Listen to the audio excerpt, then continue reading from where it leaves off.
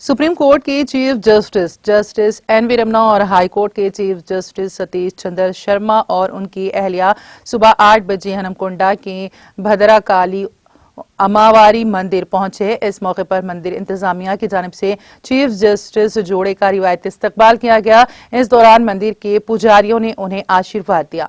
बारज़ा उन्होंने मंदिर में खुसूसी पूजा की। इस मौके पर मंदिर के पुजारियों ने उन्हें मंदिर की तारीख और अहमियत के बारे में तफसीलात से वाकिफ करवाया।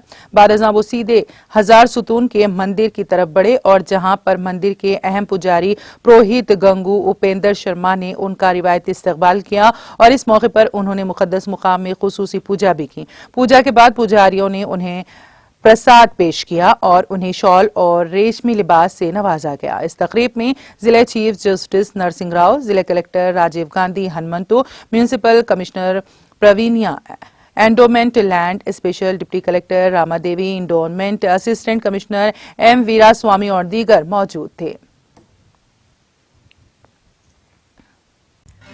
नाज़रीन, हमारे टीटीवी न्यूज को सब्सक्राइब करें, बेल आइकॉन को प्रेस करें, शेयर करें और लाइक करना ना भूलें। और किसी भी एडवर्टाइजमेंट के लिए हमारे इस नंबर पर कांटेक्ट करें। हमारा नंबर है 9550102020 पर।